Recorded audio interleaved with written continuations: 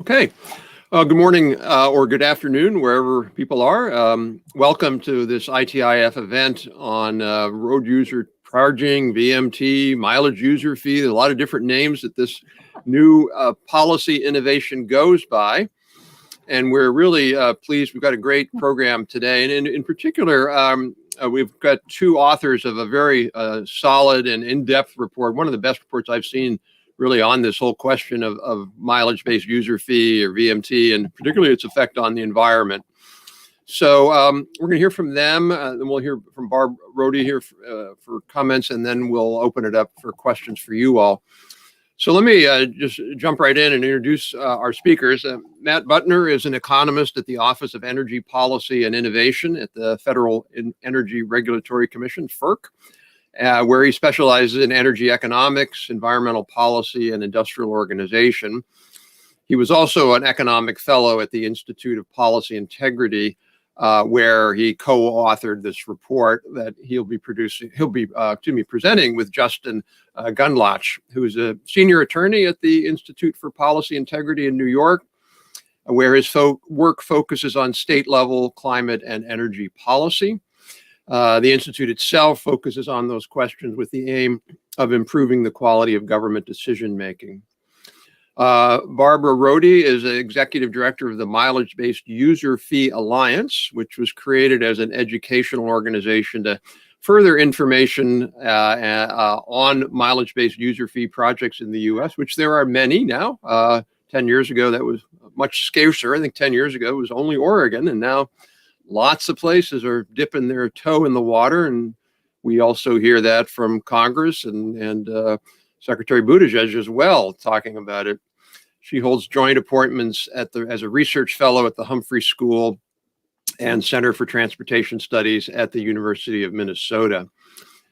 So before turning it over to Matt and Justin, I just want to make a couple of framing remarks. I had the really distinct honor and great pleasure, I don't know, it must have been 12 years ago, 10, 11 years ago now, to be named chair of the National Surface Transportation Infrastructure Finance Commission, which was a body set up by Congress in one of the reauthorization acts around that time, to really dig deep into this question of how do we finance surface transportation infrastructure, with the prescient view of Congress that this was going to be more difficult as we move to particularly electric or non-gasoline vehicles. So the commission was, bipartisan, a number of appointees from Republicans, a number from Democrats. And, we initially disagreed on a lot of things, but we were able to come up with a consensus report. But one thing we never disagreed on, like some of the conservatives didn't want the gas tax as much, although they agreed to it. Some of the more Democrats or liberals were a little maybe skeptical of tolling, although, again, they agreed to what we all came out with. But the area we really, really had strong consensus on was the critical need to move to a national vehicle miles traveled program. And what was interesting is back then we could see the technology being available and ready, but now there's really no excuse for not doing it. We have 5G that'll be widely deployed. The new satellite system, the new GPS system is like even more accurate down to like inches now.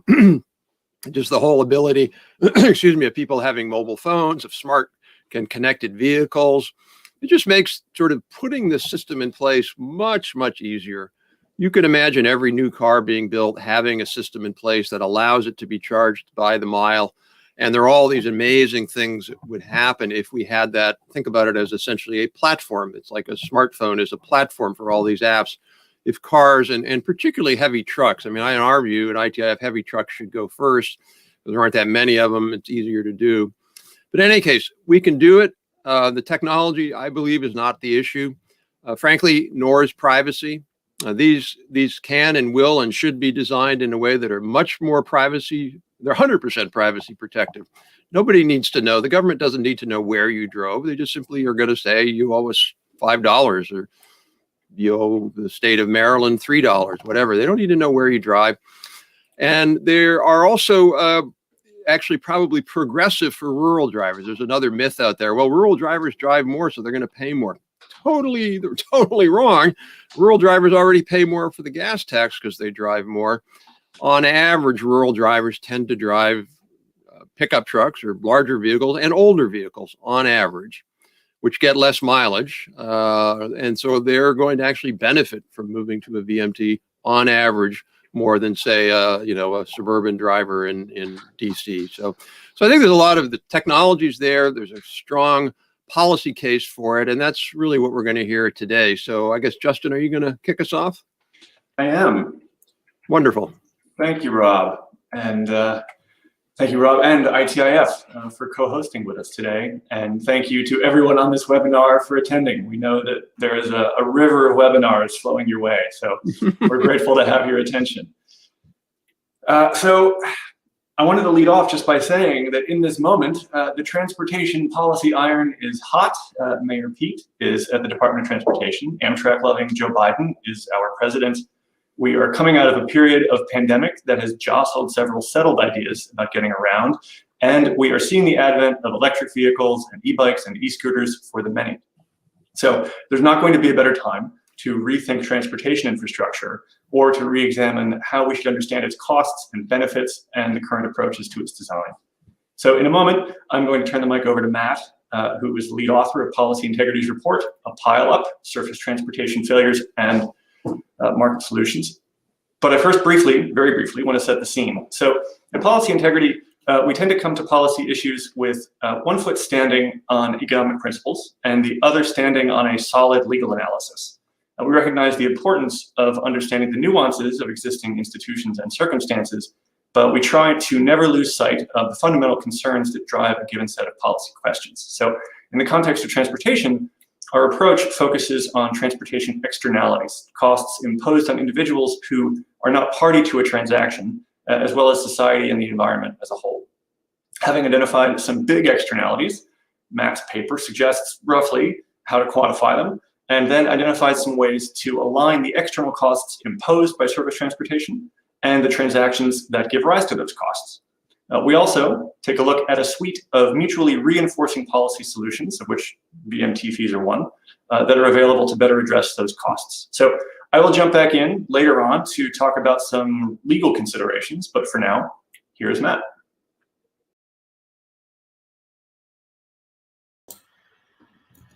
Thank you, Justin. Before I begin, I'd like to make a disclaimer because I work at the Federal Energy Regulatory Commission. No opinions I present here today reflect the position of the Federal Energy Regulatory Commission or the United States of America.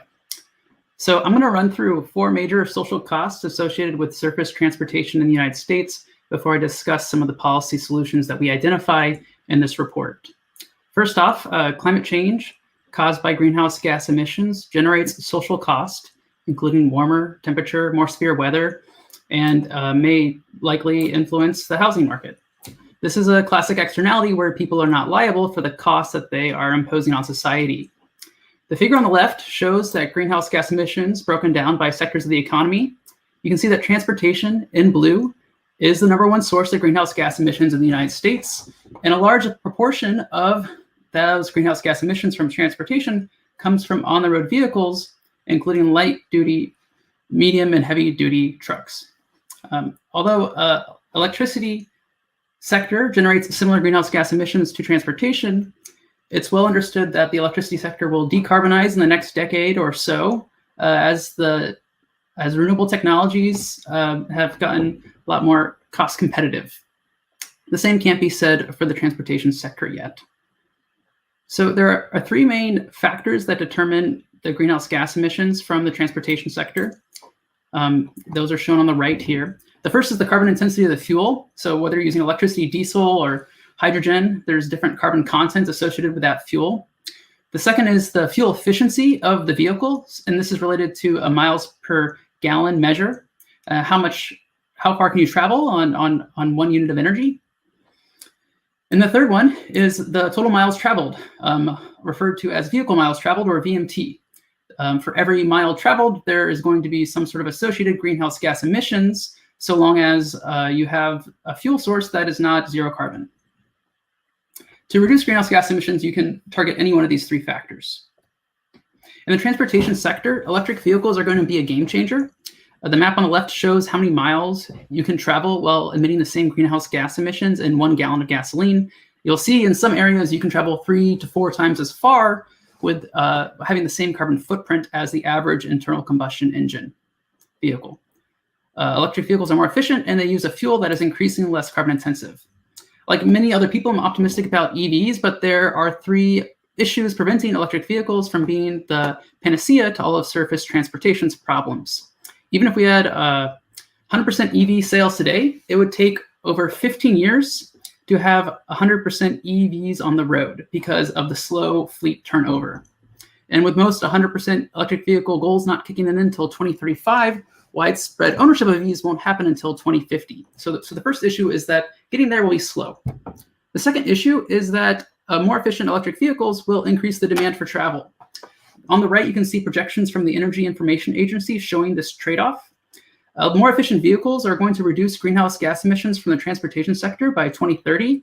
However, increased demand because of more efficient vehicles will ultimately increase greenhouse gas emissions by 2050.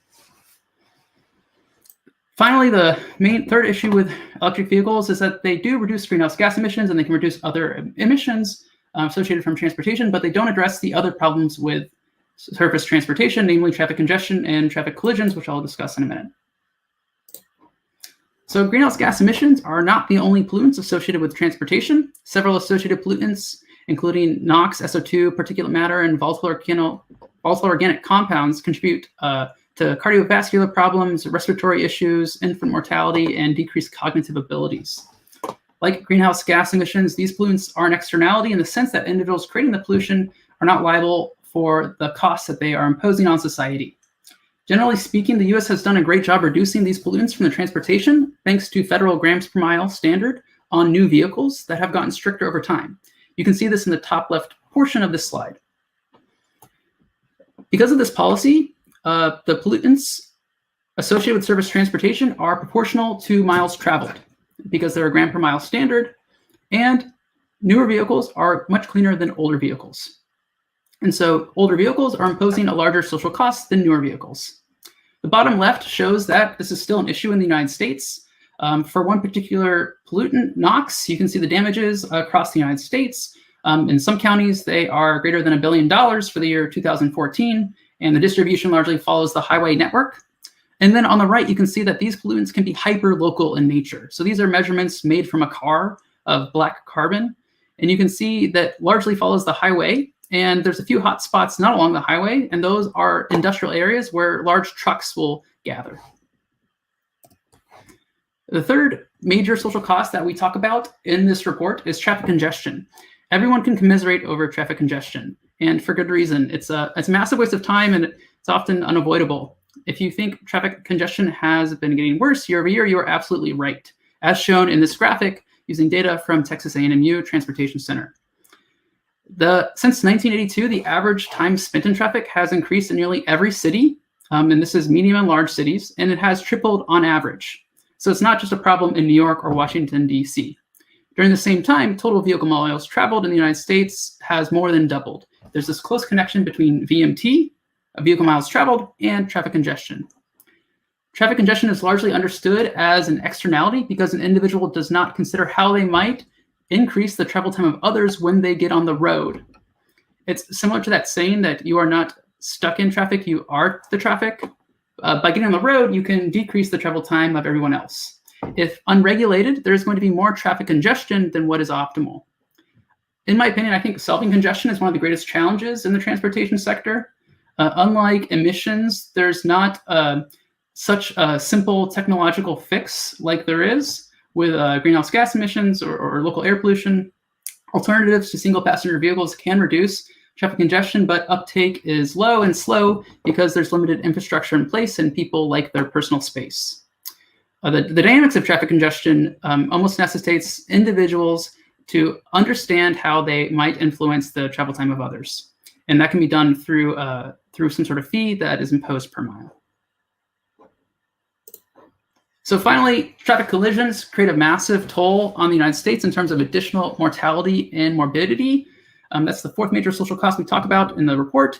This graphic from the National Highway Traffic Safety Administration shows that there's been 35 to 45,000 collision-related fatalities annually for the past 30 years.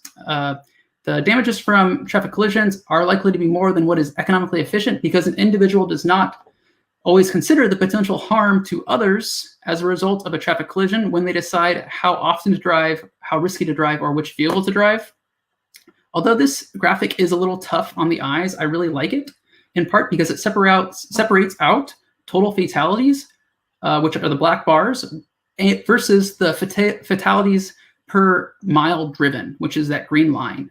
You can see for the past decade or so that fatalities per mile driven has been relatively flat. However, total fatalities has increased in part due to additional miles traveled. So other than the externality of mortality and morbidity risk, there's an additional market failure with regards to traffic collisions. Like the classic prisoner's dilemma, every individual has an incentive to upsize their vehicle as a defensive action, even though we would all be better off with smaller and lighter vehicles. A larger vehicle decreases the risk of harm to the driver and passengers in that vehicle, but it increases the risk of harm to everyone outside of that vehicle. This is a real concern if you're looking at the data. Cars have been getting bigger year over year because of consumer preferences, but also because of federal fuel standards that are less strict for vehicles with a larger footprint. This relationship between vehicle size and fatalities carries over to large trucks. So in the report, Bethany, who is my co-author, and I, we compare the major social costs of transportation, looking at the literature, and we look at the studies that have monetized the damages associated with each. The figure here reports the median values, and we converted the cost per mile to cost per gallon when necessary, just so the cost could be compared on a similar basis. This figure shows that traffic congestion and traffic collisions are significant social costs. They are larger than the cost of greenhouse gas emissions if you're using the Obama era social cost of carbon. In this diagram, we've illustrated the uncertainty with regards to the social cost of carbon, and the light teal edition shows what it could be if you used a more reasonable discount rate, which is currently under review by the Biden administration. So the first three market failures here are most directly proportional to vehicle miles traveled, not gallons of gasoline. For this reason, economic theory going back to Pigou tells us that a VMT fee will be an economically efficient way to address the cost of traffic congestion, traffic collisions, and local air pollution. Similarly, a carbon tax of gasoline and diesel is an economically efficient way to address the cost of greenhouse gas emissions because greenhouse gas emissions are proportional to volume of fuel. The collective cost of the first three market failures listed here vary by settings, but they can range between 10 to 15 cents. A fee that is approximately 10 to 15 cents could make people consider the cost they are imposing on society, and they'll choose other alternative modes of transportation, or they'll take less trips, and society will be better off overall. It's important to note that this is not an exhaustive list of all social costs associated with transportation. There are additional ones which we can talk about, including damage to roads. So there's all these problems with the transportation sector. What should we do about it? In the report, we identify 3 avenues that are policy solutions. I think every one of these avenues should be pursued, and they are complementary to each other. The first avenue is to expedite the transition to electric vehicles. Like I said earlier, EVs are a game changer. There are several policy options here. The issue is that, like I said, EVs only address emissions, and they do nothing for traffic congestion or traffic collisions. Second avenue is to rein in VMT and fuel consumption through a VMT fee and a gasoline tax. I believe it is fair to say that this is the linchpin to efficient transportation. Without these policies, the relative prices of different modes will be inaccurate. And we'll be stuck in this equilibrium where people drive too often, sit in traffic, experience collisions more than they should. Without these policies, in particular VMT fee, individuals will not consider the social cost of their actions. And with a VMT fee, driving will be a little bit less convenient because you'll have to have this monetary expense, but that's as it should be. Individuals will not take as many trips, and they'll substitute towards other modes of transportation. The third avenue is to improve transportation infrastructure, including public transportation, complete streets, and transit-oriented development. There's a lot of potential by this avenue. However, it is hard to implement in practice. So given the critical role Avenue 2 plays, specifically a VMT, I'm going to spend the rest of my time talking about that one in particular. Okay, so a VMT fee can be designed to address the social cost of transportation per mile driven, but these social costs obviously vary by vehicle type, location, time of day. When implementing a VMT fee, you want the fee to be proportional to those social costs. This nice table, I think, summarizes these costs well by vehicle type across the top and by location or time of day across the side, across the rows. In general, older, larger vehicles generate more social costs per mile because they generate additional emissions and have a lower risk. They have a higher risk, of fatal traffic collisions. You can see they're generally higher in more densely populated areas, and they can be different at different times of day. In the report, we identify the opportunities at the state level for implementing a VMT fee as part of an annual or semi-annual vehicle registration process. This makes sense in states that have a few large cities like Texas, Michigan, or Florida. Already, California, Oregon, Illinois, and Washington have explored state-level VMT fees. Many states require vehicles to pay registration fees. We propose that states retain this practice but make registration fees proportional to changes in the odometer reading. Because the state has information on the vehicle make, model, and age, that per mile fee could easily be differentiated by those features. Older, heavier, fuel-inefficient vehicles would pay more because they have more social cost imposing on society. A state need not rely on odometer readings if they are worried about their citizens misreporting. As Rob indicated at the beginning, there are other technologies that can be used to measure miles traveled. Locations where there are consistently high social costs due to surface transportation are prime locations for VMT implemented through a radio frequency identification. Think of this as the easy pass. Here, fees can be restricted to dense highways where there's emissions and congestions, and it can be different at different times of day to reflect the traffic patterns. A VMT fee implemented in this way can more precisely measure miles traveled, however, but it cannot so easily differentiate across different vehicle types. If you look down the columns instead of across the rows, you can see where there's the greatest opportunity for federal policy. It shouldn't be a surprise that trucks, especially older trucks, are the social cost perpetrators. A VMT fee for trucks can be implemented through odometer readings or onboard devices that are already in use for other reasons. The fee per mile would be higher than what I've already mentioned, possibly 20 to 50 cents per mile. If you implement this VMT fee on trucks, you'll encourage the shift from trucking to rail, reduce unnecessary trips, and better achieve a efficient level of surface transportation due to trucks. The Congressional Budget Office recently released a report regarding or exploring this option, and I recommend that to everybody. So finally, a VMT fee can be a lever for change. Recent research by economists at UC Berkeley use economic theory to make the point that electric vehicles should pay a lower fee per mile than internal combustion engines. And if the costs of climate change are significantly high, it could make economic sense to actually pay people to drive EVs per mile.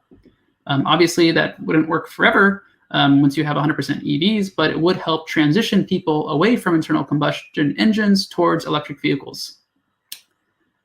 This is a real concern for industrial surface transportation individuals. So I was speaking with an individual that's a shipper in New York City about this issue precisely. They said if electric trucks were exempt from the forthcoming New York City congestion charge, they would immediately transition their entire fleet to electric trucks. But if EVs have to pay the congestion charge as well, they will not switch for a while just because it doesn't make economic sense right now. Finally, a VMT fee can be a tremendous asset in a world where balanced budgets matter. And I think Rob was speaking about this earlier. The Highway Trust Fund, which provides a large share of the DOT budget, has been running a deficit for years and is expected to be net negative in the coming years. This is happening at a time when DOT leadership wants to invest heavily in transportation infrastructure. Per mile, a VMT fee isn't that much. It's a few cents. But because it is spread over trillions of miles per year, it can generate enormous revenue. For example, a 15-cent VMT fee on all trucks could generate $40 billion per year. A 5-cent VMT fee for passenger vehicles would generate $150 billion per year. If you look at the axis here, that would do a lot to help fund the Highway Trust Fund. This revenue could be used to fund a Green New Deal, it could be used to balance budgets, or it could be used to benefit those that have been historically disadvantaged and experience unequal access to transportation. Now, so now that I've talked about the economics bit, I'm going to turn over the presentation to Justin to add a few practical and legal thoughts. All right, thank you, Matt. Yes, I'm going to talk about some of the legal hurdles that stand in the way of adopting a VMT fee. You can think of me as the lawyer or the wet blanket. So I want to first describe briefly a spectrum of regulatory tools that can be used to address the various externalities that Matt described. And I'm going to do so by referring to the table that Matt introduced before. That lists avenues to reduce the social cost of surface transportation. But let's put the target or the object of regulation in the background as we look at this table. So the vehicle itself is at one end of the spectrum. Regulation of the design and functions of the places where it might drive and park and fuel is at the other. Not all versions of a VMT fee are going to get it both, but the best versions do. So a VMT fee would sit potentially somewhere in between. Now, as Matt said, these three avenues are not mutually exclusive. In fact, they complement each other. But again, being lawyerly here, I think it's useful to think of them separately because they necessarily are going to involve different kinds of legal or regulatory intervention. So the vehicle itself, to start, several regulatory tools already exist to reduce emissions from vehicles. The Clean Air Act empowers federal agencies to require car makers to produce more efficient vehicle fleets. To comply, car makers can either improve a vehicle, making it lighter, making its engine more efficient, or they can make alternative fuel vehicles like EVs. And the Clean Air Act also lets states adopt tougher standards. That is, it lets California adopt tougher standards and other states copy California if they like. But the key point here is that new statutory authority is not needed to require car makers to make cleaner cars. It's just a matter of turning the regulatory dial. However, as Matt mentioned, speed is an issue because these regulations focus on new vehicles. They don't necessarily drive turnover of vehicles already on the road. And I think the 15-year lifespan is increasingly a number that people are becoming familiar with, but I'll just repeat. Yes, most cars have a 15-year lifespan, and so the target for getting emitting vehicles off the road probably doesn't get us to that 2050 target of eliminating emissions from transportation. Also, these regulations are a negative incentive. They don't do much to reward investments in alternatives or in the infrastructure that you would need to serve those alternatives.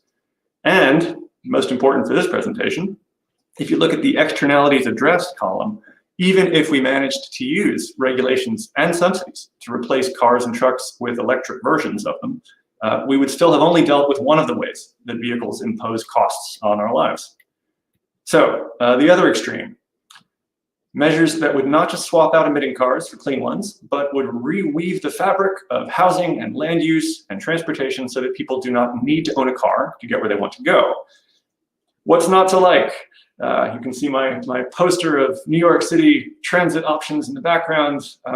I live in New York City. Why can't everyone live this way? Yes, I know there are many answers to that. So the immediate reason, or the immediate response to what's not to like, is that federal, state, and local authorities and processes would need to be involved in this kind of reweaving effort. The existing transportation fabric contains many big highways and roads, where we might put transit instead, in full or in part. But it has been that way for a long time. So our physical infrastructure is encrusted with private investments and with institutional structures, everything from standard approaches to federal highway funding to the existence and composition of homeowners associations. Think of the New York City congestion charge, which requires not just state and local sign-off, but federal as well. Also, whatever legal authority might be available at each of these levels, there are layers of process. And so any big decision that's going to happen needs to overcome multiple different hurdles and forms of complexity. So change is probably going to be piecemeal, probably not going to be swift. Okay, now on to VMT fees.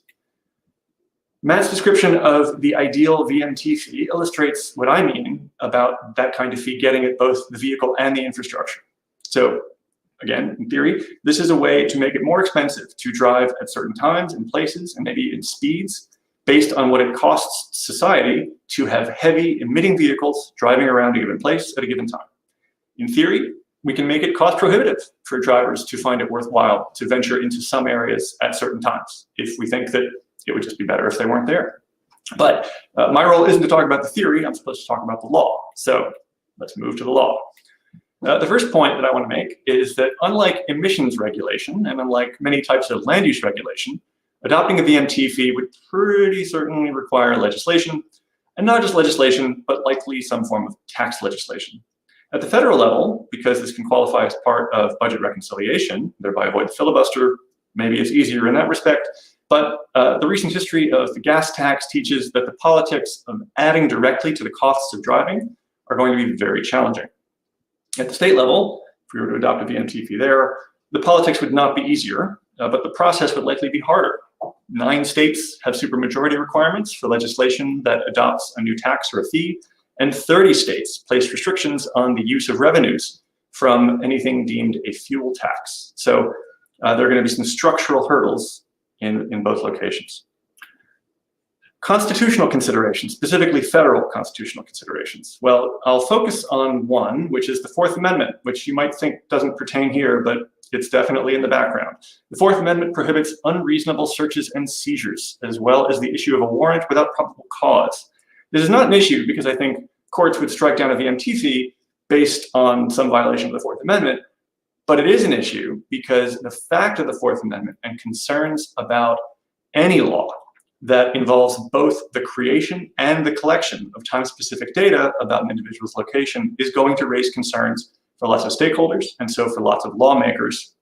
And notwithstanding what Rob said at the outset about the tools that we have to anonymize data, these concerns are almost certainly going to encumber adoption and implementation of a VMT fee.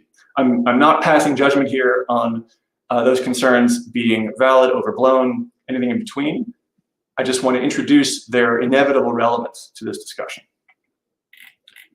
The third bullet there is federalism, and really I think what it should say is federalism in a time of political polarization. So should you see a federal law, states can find ways to resist, or if a state passes a law, you can see states resist each other.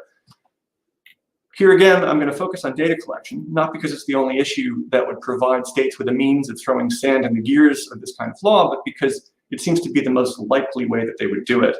Also, it illustrates how they can. Now, Matt mentioned a conversation he had with someone. I too spoke with someone more knowledgeable than myself on this topic, Aaron Mackey, a former colleague. He's now at the Electronic Frontier Foundation.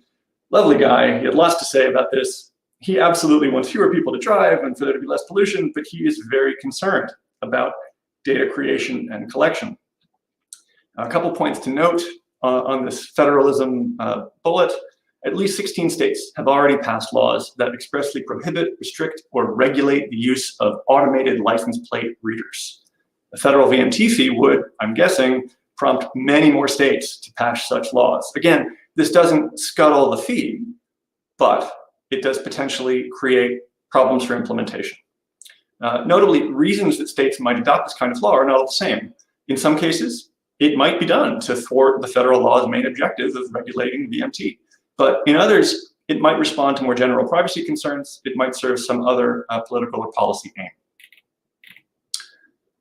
In addition, there are concerns not just about the Fourth Amendment style, will the government have data that maybe it shouldn't, but inequitable application of tracking requirements imposed by private sector third parties. So will people be required to have a certain data checked by their insurer in order to have car insurance? This is another category, or I guess subcategory of data collection concerns that inform, again, not a bar to a VMT fee, but an issue that it would need to overcome for the purpose of implementation. The last bullet there, compliance or tampering. It's not just states and localities that could resist imposition of a VMT fee, individuals can too. Tampering with vehicles is widespread. Not everyone calls it tampering. I don't know if anyone on this webinar has heard of rolling coal. This is the apparently favored way of making your car or truck spew out lots of black carbon at once. Some people find this very exciting. There are aftermarket pollution limiting defeat devices out there. Lots of people use these devices. I don't know why. It doesn't make sense to me, and yet they exist now. Imagine if, coupled with the chance to use that kind of thing, you would be tempting people to tamper with emissions regulators or data collection devices so that they could avoid paying a fee or a tax. Here again, this is not meant to say we can't do it, just that this kind of thing presents a hurdle that you would need to overcome. So in closing, I guess, or almost closing, I'll make a point that you've already heard twice, I think, which is that maybe the place to start is with corporate fleets or trucks. Most jurisdictions that already use a VMT fee do so for large trucks. That includes Germany, New Zealand, a handful of US states. I think Rob mentioned Oregon. And it's easier in a number of respects. Trucks definitely do disproportionate damage to roads. So politically, it's easy to justify imposing the cost of a fee and an administrative burden on them. All the inputs required to make VMT precise aren't novel for most truckers, especially commercial truckers. Getting weighed, for instance, is not going to be new. And many trucks are owned or operated commercially, so VMT would basically just be another cost of doing business. It would not be a novel and opportune reason for a politician to run against VMT. So I'll conclude very quickly just by saying that a VMT fee rather looks to be, on the one hand, an exciting way to get at exactly the costs that we want vehicle owners to bear, but on the other hand, something that could be challenging to implement for reasons largely unrelated to its merits as a policy aimed at reducing the social costs of surface transportation. That's it from me. Thank you. Great. Well, thank you, Matt and Justin. Really interesting and fascinating presentation, which stimulated some thoughts on my part, but I want to turn over to Barb, who's, at the center of all of this. You're really at the center of figuring out what states and localities are doing and the feds and trying to make it happen. So Barb, take it away. Well, Sorry, Barb, I'm apologies for interrupting. For folks who are listening, if you want to ask a question in the StreamYard, you can do that, or you can also, if you're watching on YouTube, there's a link under there. So I'm watching the questions here on the side, and when we get to that, we'll certainly be asking them. So sorry, Barb, go ahead. No, that's quite all right. And thank you, Justin and Matt. That was really fascinating. And I heard a lot of information I haven't heard before. The Fourth Amendment was right up at the top of the list, Justin. So I must say I'm going to be very brief so we can have time for questions. But I'm the executive director of the Mileage-Based User Fee Alliance. We're a 501c3 that represents state DOTs, MPOs, various consulting and other groups on this issue. We started 10 years ago. There were only 4 states in the United States at that time. Oregon was actually doing a pilot program. Washington, Nevada, and Minnesota had done research studies. That was it. Fast forward 10 years, we're over 30 states right now that either have legislation or major research studies going on this right now. And just to give you an idea that, people think it's just the West Coast or the East Coast, the last round of STSFA grants, the federal grants that just came out 2 weeks ago, the new states that were added, and the biggest grant went to Texas, Ohio, and Kansas. So that gives you an idea. This is really an issue that is moving beyond the coast. So I'm going to briefly just talk about where we're at with this. That's, roughly where we're at right now. We're just seeing an enormous amount of interest in this. But I'm going to talk about where the legislation is right now on Capitol Hill, just to give people an idea that this is definitely in both bills. The Senate, the one that was passed in, I think, June of 2019, but is the bill they're working from right now, has, again, about $75 million for state pilots. I think their match is 30-70, but $50 million for a national pilot. So that's the Senate. On the House side, and roughly the same. I think their national pilot's $40 million, and with a lot more different, much more specific reasons of putting this in. But, we are not the only nation looking at this. As you mentioned, New Zealand has been doing this for 45 years for trucks, light vehicles, and for diesel light vehicles. They're doing it right now. We're in contact with Australia. They're doing a major pilot right now on trucks, but they really want to work with the United States on this because of being a federal system and state. There are very few nations that have that kind of road system with us. And Europe, this has been probably the best discussion I've heard on the U.S. on environmental, because when I talk to our European colleagues and they're looking at this, environment is as important as the money. So I think for the United States to be looking at this is pretty interesting right now, is the environmental factor with it. Where we believe we are right now, we believe this will need to be piloted certainly over the next 5 years. That's what we are looking at from MBUFA. We don't think the United States is ready to go forward with this. I laughed a little bit on your chart. I grew up in North Dakota. Fargo was our big town. The town I grew up in was 65 people, so I know rural. And I tell people that, I don't see the huge factor there is with rural, because most rural people are smart. And I think in 5 minutes, I've usually been able to talk to them about the reasons that they need to look toward this. So that is a major factor with it right now. But I think there are other things, like you brought up, the privacy factor, and certainly the EV factor. That's a major one. Now, in the United States right now, we have 2 programs that are not pilots. Oregon is actually a program. You can volunteer if your vehicle's at a certain, miles per gallon, and you can go into the program. Utah, if you have an electric vehicle, you can go into the program. And the program right now it requires that it would not be more than your license plate fee. Now, the state of Washington also piloted this on electric vehicles. Now, and that state has a lot of electric vehicles, but I think that they found that their plate charges, their registration fees were so high, the legislation in Washington, that the woman that ran the pilot told me she had drivers with EVs calling her up and say, how can I switch over to that program? I'm getting charged so much and I don't drive it that much.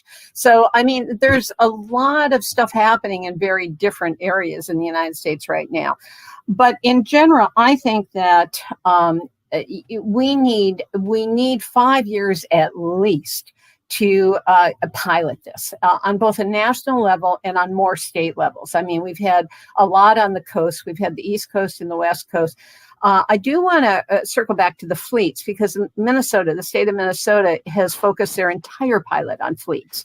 And of course, you probably saw last week, I think it was, that ranking member on the House Transportation Committee, Sam Graves, said that he would like to have all the postal vehicles be the fleet test for the United States. So, there's a lot of pushback on that. People thinking the Postal Service shouldn't be the test fleet. But there is a lot of interest in fleets being a category that we do the national pilot with.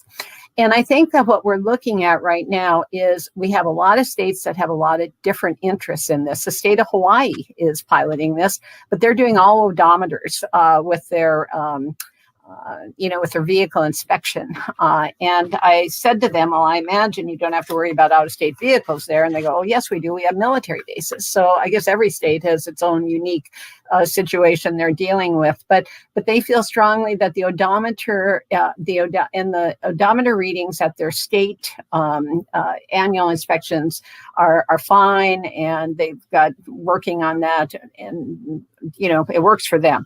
But what we see is every state has their own unique way of wanting to be able to implement this, whereas the nation needs to look at this in a way that can be comprehensive, obviously, and can work from both the East Coast, the West Coast, and in between.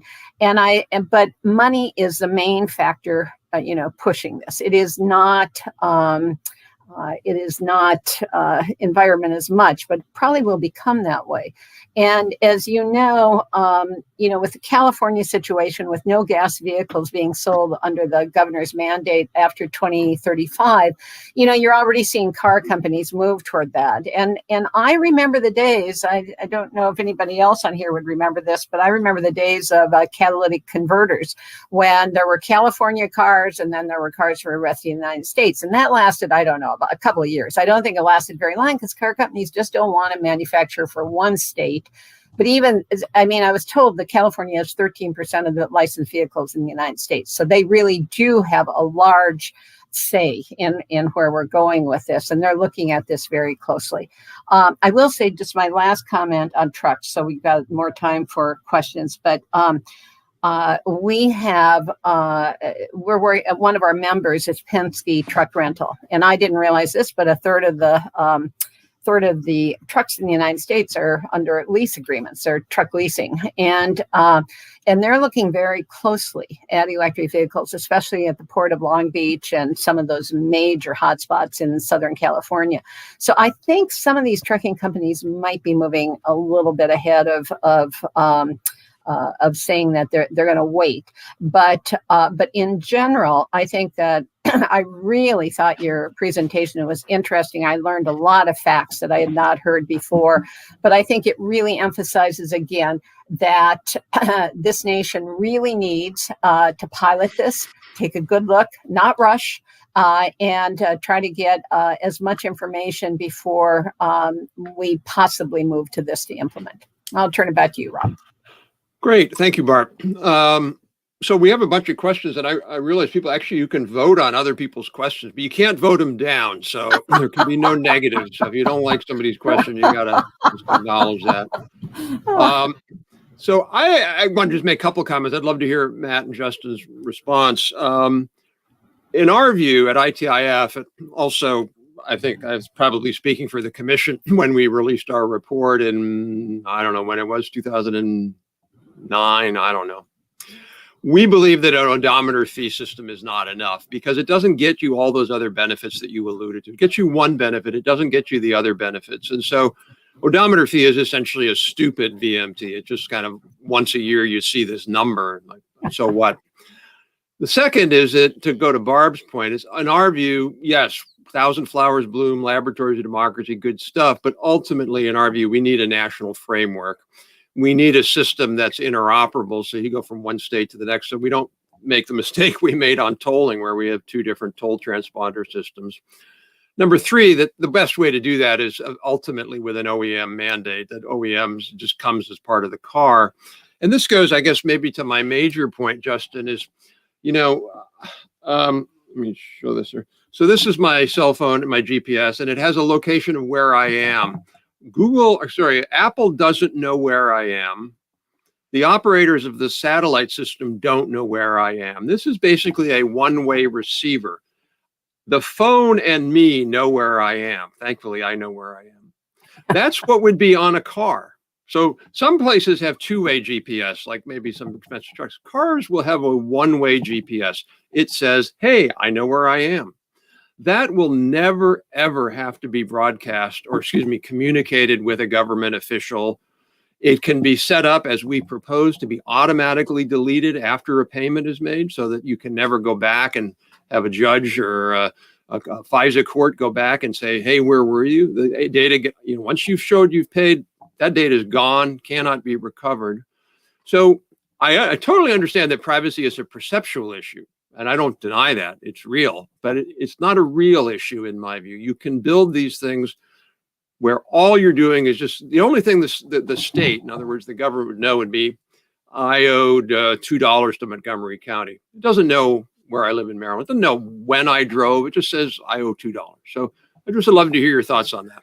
Sure. So I certainly don't mean with the particular vein of concern that I focused on to suggest that there are not ways to address data creation and collection concerns, either structurally, which I think you're emphasizing, or through rules. My guess is that,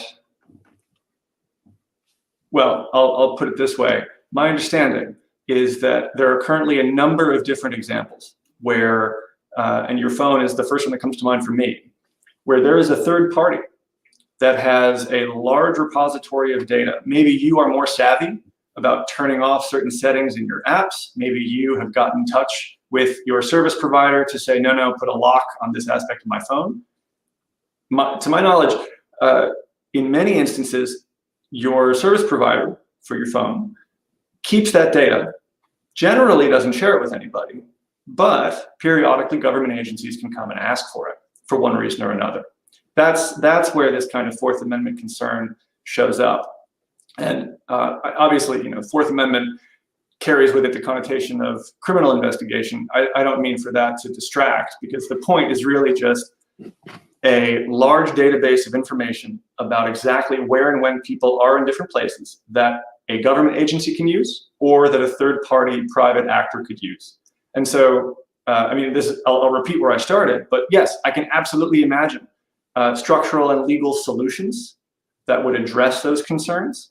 I can also imagine maybe resistance from law enforcement or from various other federal agencies to the imposition of the kind of wiping that you're talking about, because in a number of ways, I imagine that data would be really, really useful in ways that don't necessarily implicitly lend themselves to abuse, but you would see some argument about the balance of utility as between what we need to have, what we want to have, what it's dangerous to have. So I guess I'll just finish this long answer, and sorry for the time, by saying probably solutions, definitely going to be a debate. And and so no, I guess to be fair, I mean, what the cellular system companies need, they don't take GPS data, they take cellular triangulation data, and they keep that for system management. But I would oppose any law, any federal legislation on a VMT system that does not mandate that the data is never shared. I would oppose a law like that. We would come out in favor. We would come out with an op-ed. We would oppose that law. There's no reason you couldn't pass a system that says under no circumstances, unless the person voluntarily says, yeah, maybe I want to upload that to Google Drive because I'm interested in sharing my driving or comparing my driving to somebody else. If they automatically affirm in, okay. But otherwise, I think you can and should design a system where nobody ever gets to see that driving data. Okay, let me go to the questions. The winner so far, which is a really, I think, interesting point. What about elasticity? And particularly, I think this goes to match your point about if you add a price, there has to be elasticity of demand. If there's no elasticity of demand, you never get anywhere. If there's no alternative to driving at a given time of day, people will pay the fee, but it won't change their behavior. Are there any studies on that? In other words, are just people going to pay more and still be stuck in traffic? Yeah, that's a good point. And people generally think that the demand for travel is really inelastic, which would limit, the effectiveness of any sort of policy that's trying to price cost to limit, demand for travel. I think there are studies that look at, there are several studies that have looked at VMT elasticities in relation, and also gas elasticities. I can't think of any particular studies off the top of my head. I do know Antonio Bento is an economist that has worked at this issue. He's pretty prolific, and so I recommend looking into his research. My thinking with regards to elasticities is that there's this issue of salience, which is pretty important. And so if you all of a sudden know, like in your mind, that that it's going to be more expensive to drive, that will affect your behavior more than someone coming up to you and saying, okay, that was $1 or $2. They've seen this with gas taxes as well. When there's a gas tax implemented, people know, oh, gas is more expensive now, and so they respond more than what demand for gas elasticities would recommend. And so I think that's a very important issue.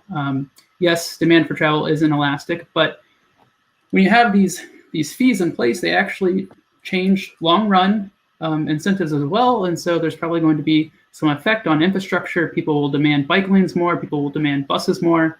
And the main issue is just getting the relative prices correct.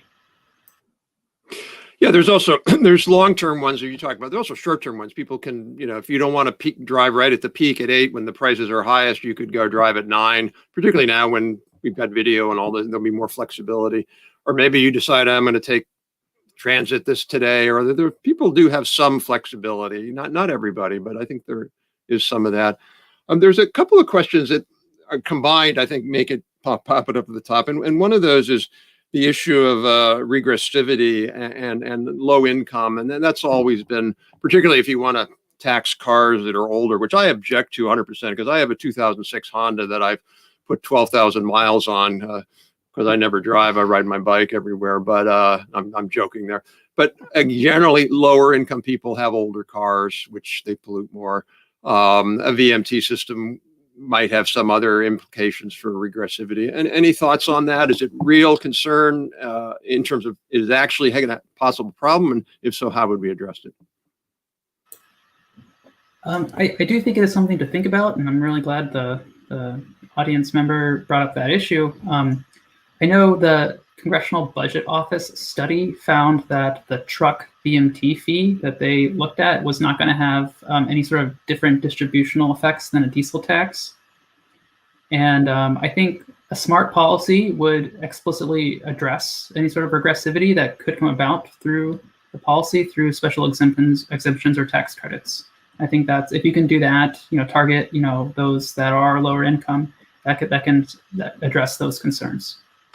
Barb, have you seen states or others looking into this question? Well, California really is looking at this and really trying to kind of zero in on what the impacts have done. Their old pilot is 5 years old now, but they absolutely did every economic group, gender, race. So they had a really complete look at the state. And it's a problem. And when we did the California webinar for MBUFA, that what we're learning is that, right now, I believe, if I remember correctly, the woman from Caltrans that does a lot of the transit was talking about how the systems don't work, the transit, and how many people do not have bank accounts or a credit card. And what are you going to do, to be able to work with people that are dealing in cash, basically. So it is a real problem, but I would say California, probably of the states that I'm aware of, is really looking at this the closest. There's also a report a number of years ago from my colleague, Patrick DeCorla Souza. When he was at DOT, I'm sorry, I don't know if Patrick's still there or not, but it's worth, if you're listening online, he had a whole set of proposals of how you could do that, including using some of those monies, the revenues, for a better and cheaper transit, which lower income people on average in a lot of places use. I want to ask an interesting question that was there about, isn't this going to be unfair? This was sort of the nature of the question. For there's certainly a lot of plumbers, repairmen or women who go out and they drive around and they have to drive at a certain time. Isn't this going to be problematic for those kinds of companies, small business people, because they have to pay a BMT now, including maybe a congestion price?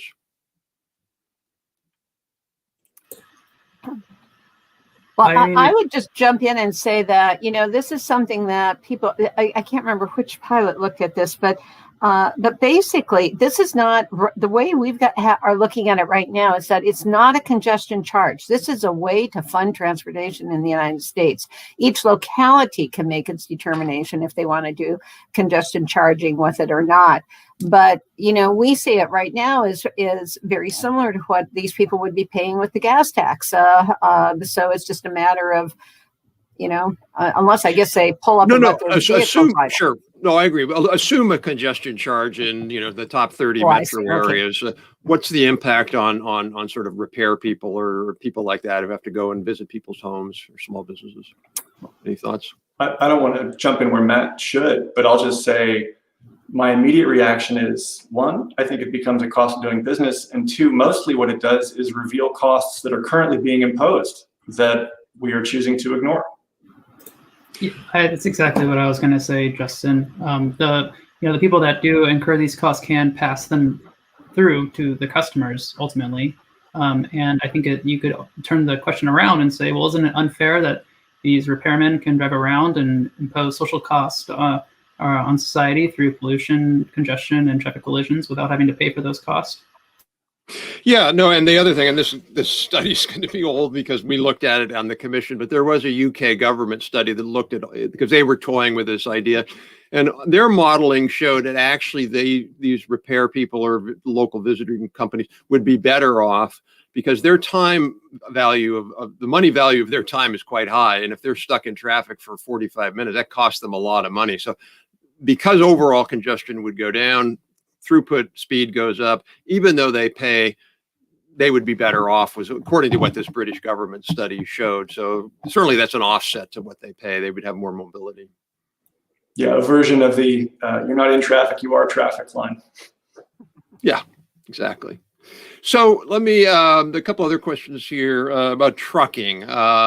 One was trucking is highly opposed to this. I always remember testifying at a House Transportation Committee hearing where I, partly because when I was representing the commission, and I proposed that trucking go first. And by the time I got back to my office from Capitol Hill, the Trucking Association already had a blog up decrying me as a total idiot who knew nothing about trucking, and I was clearly not to be listened to. So there's no question that they don't like this. There's also, so the question of trucking opposition, there's also this question of sort of why, Matt or Justin, you were sort of suggesting, and we've said this as well, why trucking is a good model to go first. So maybe you could, Yeah, well, go ahead. I'm not sure how to sweeten the deal for trucking. You know, that's the politics issue. It's not my expertise, but I feel like there's probably some things that can be done to make it more appealing. And I think it's just the costs associated with trucking are quite large, and the people, they don't have to pay for them. And I think society would probably be better off. There's some, if they did, there's some recent research. I have a colleague at Louisiana State University that's shown this. When there's more trucks on the road, there's more fatal collisions because they're heavier.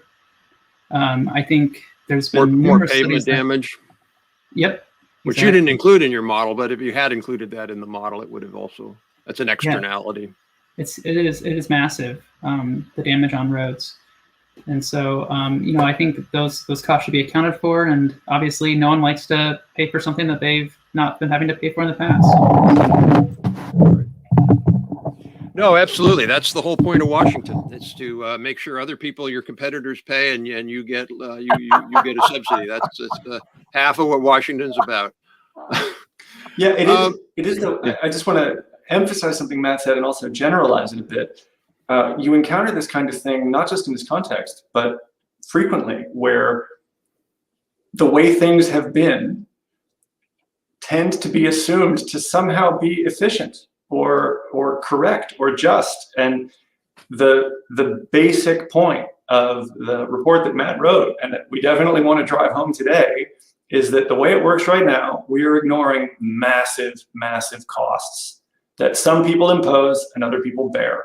And that's, again, it's the flip side, but there is this perennial blind spot politically to that kind of situation. Yeah, and also the other thing to me, when we were looking at this 11 years ago or so, but at the time it was clear to us it was viable, and it's even more viable now. You can have very cheap axle weight sensors with what are called Internet of Things sensors. You can do that. And the damage that trucks cause driving heavy trucks with not enough high axle weight on roads that aren't designed for them is order of magnitude higher. Maybe it's not order of magnitude, but it's much, much higher than saying a truck with lower axle weight driving on an interstate. And so you could price that. You could say, yeah, if you have to drive on that road that's not really designed for you and you're going to cause a lot of damage, you're going to pay a little bit more for that. And again, hopefully that would lead to diversion or getting a truck with better axle weight. So there's, I think, a lot of good incentives there. I just want to say, I don't lump truckers all together. I have like a narrow sphere of group that we work with that say they want to be at the table. They think it's coming and they want to be at the table. But in general, I know I hear all of the stuff that truckers are opposing this, but I do think there is kind of an enlightened group that are starting to look to see how they could participate in this and not have it, as I've been told, we want to be at the table while these decisions are being made. Okay. So a couple of questions I'll combine about, or urban mobility, cost of transportation, shifting to ride sharing or transit or other things like that. And we've been pushing that for a long time in the country, not making an enormous amount of progress. Another related one was, could you imagine a system where car sharing, you can imagine a system where if you have a high occupancy vehicle, if you used your phone or something like that to tell the car how many people are in the car, you'd pay a lower VMT because we want to incent that. You can imagine maybe Uber drivers or taxis paying less. I don't know. how do you just see this kind of come from an urban sustainability, mobility, quality of life perspective playing out? Sorry, one last thing. New York at one point was going to do cordon fees, where you drive into New York, you'd pay a fee.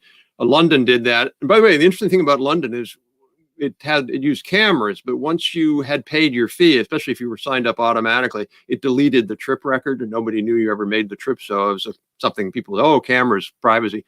Not if you automatically delete the data. Anyway, so just thoughts on that matter, Justin. You're in New York anyway, so you're an area you think about. Yeah, I will chime in with that. In terms of ride sharing, I'm really glad to have the opportunity to bring this up. There's a really interesting paper by some economists at Stanford and jointly written with the chief economist at Microsoft, which looks at the future of ride sharing and what that would be like once we have autonomous vehicles. Because the largest cost of ride sharing is the labor cost. And so once we have autonomous vehicles, which I'm kind of a skeptic on, but I think there's reasons to believe that they are coming, ride sharing will be incredibly cheap. You know, instead of being $15 Uber, it'll be a $2 or $3 Uber. And if we're in that world where we have, you know, autonomous vehicles, ride sharing, and we do not have a VMT fee, you'll have massive demand for travel, and that will lead to congestion. And that's kind of where I kind of get this idea that the VMT is like a linchpin. It's necessary in that sort of future world where you have ride sharing. That is ubiquitous and cheap, which I think a lot of people want.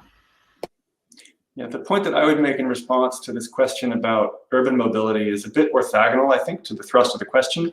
So I think of it almost as a substitutive policy for eliminating parking spaces. You can do a lot by just making it really hard to find a place to park, and there will be fewer cars in your city, or just charging a fee. I mean, the perennial debate in New York, especially in the time of COVID, has been whether or not parking is an appropriate concern for the mayor, and the extent to which we should have been taking this opportunity to reduce the number of parking spaces, possibly replacing them with parking spaces for bikes that allow for secure bike parking. And so for me, it's really a matter of which of these policies is more readily implemented, either for political reasons or practical ones or legal ones. Both are great, but it's sort of like you've got this menu. Just figure out how to reduce the number of cars that are spewing emissions and running into people. Yeah, and also, if we ever get to a point of ubiquitous VMT built in on board, you could do time of day parking as well. You want to park in New York at 8 in the morning, you're going to pay a lot of money. If you want to park on a Siders, less busy street, middle of the day or something, you'll pay less. So again, going to your point about figuring out what the real externalities are, it drives me crazy. Occasionally when I'll drive to work, which is once every 4 or 5 months, you get some idiot parked, right in the lane where you want to be. And you're like, oh my God, that person would pay a lot. So I want to ask another question here, which is interesting. This person spelled tires wrong, T-Y-E-I-E-S, T-Y-R-E-S. I don't know, maybe they're not from America, but just kidding. Wear and tear from tires contributes to the flow of microplastics. And this is not including your social costs. And obviously you couldn't include everything, but the point of that question to me is there's a lot of other things, smaller things that we might not think about. I know Michael Rapogel, when he was at, I think, Resources for the Future, did a nice piece on this, looking at externalities, but there's a noise externality too. We have to be honest about that. The noise is an externality. It causes health problems. So anyway, just any thoughts on those other kinds of externalities? Yeah, I mean, they're absolutely out there. Like you said, noise. I think there's another concept which isn't like emissions from the tailpipe, but just having the wheels turn on the road kicks up particulate matter, and so there's pollution from that as well.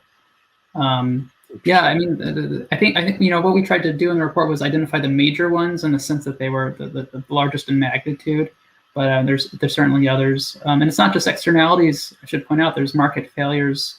In the transportation sector, for example, with EV chargers, there's this chicken and the egg problem where there's not enough chargers because there's low EV adoption, but there's low EV adoption because there's not enough chargers. And so I think the transportation sector, there's a lot of issues where government can play a role to make everyone better off.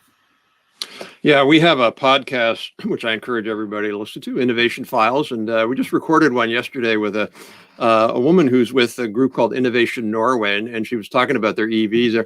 They're up to, I believe, something like 45% EV adoption there. And one of the reasons they did it is they tax gasoline cars quite high. And so they eliminated the tax on that. So you buy an EV, there's no tax. Secondly, they created a lot of the free underground parking in cities with a charger. And also they have a lot of toll roads. And so they made it no tolls on the EV. So everybody's buying an EV. Not everybody, but lots of people buying EV. So to your point, Matt, incentives matter when you're making those marginal decisions, and they can really move things faster or not. Yeah, I guess the one thing to say, and here again, I'm coming in sort of sideways to the thrust of the question, but as we talk about addressing these externalities, I think I'm gonna blank on whether it was you, Rob, or Matt who said this, but the availability of an alternative is really important. So we're emphasizing to a great degree here the role that imposing a cost plays, but that policy is really going to be incomplete if you don't facilitate the swapping out of whatever it is that we want to see be more expensive. And so inevitably that complicates this and makes what we're talking about with the VMT fee part of a broader and integrated array of measures. Yeah, that's why David Hart on our team and Colin Cunliffe have been arguing a lot for we need continued innovation policy related to batteries. Batteries need to keep getting better. So I want to see if I can get two more questions. So I think we finished most of them real quick. And let me ask both. One was, why don't payments for liability insurance already compensate for collisions? You said there's an externality. Well, I pay insurance. Aren't I paying for all of that? The second is from my colleague, Dick Mudge, who's really focusing a lot on AVs these days. And Dick said, won't autonomous vehicles reduce crashes, therefore reduce congestion? Won't AVs also reduce headways? In other words, you can drive fewer spaces, less space between vehicles on a freeway and get more throughput. I don't know, do you want to maybe take the first one, liability first, Matt? Yeah, we addressed I think we addressed the liability issue in a footnote in the report. It is a factor to play in mind. People are internalizing cost with liability insurance, but it's a very almost like those odometer readings that you mentioned, Robert. It's kind of like a stupid policy to get out the externality of collision risk. They're getting better, and I think there's opportunity there where you can pay insurance per mile. And I think that is a real opportunity, but there's also, in a larger picture, there's these other costs of transportation, all of which could be satisfied with or solved with a VMT fee. And we see, liability insurance that is per mile as an effective policy, as a VMT fee in a way. Yeah. Okay. And yeah, go ahead. Well, I was just going to answer the second question about autonomous vehicles. There are the commenter made a great point. There's a lot of benefits of autonomous vehicles. I think the main issue remains what that does to ride sharing, as I alluded to earlier. That could really reduce the cost of ride sharing, which increase the quantity of travel demanded. And seeing how the two things net out is a really important exercise that's some people will do once we know a little bit more about AVs and all that. And I think at theoretical level, that paper I mentioned earlier by Stanford economists and the people at Microsoft is a good comment on that. Okay. There's one last one here. There's another one about coal, which is a little different question, so I don't want to go into that one. But there's one about, I think really interesting, I hadn't thought about it, VMTs that address idling. So it drives me crazy. You see somewhere and somebody just sitting there idling, like, you don't need your car running. You're there for 10 minutes, turn the darn thing off. VMT doesn't address that. It's just we got to live with that. Where a gas tax, in theory, would, you're burning gas, you're paying the tax. So, any thoughts on that?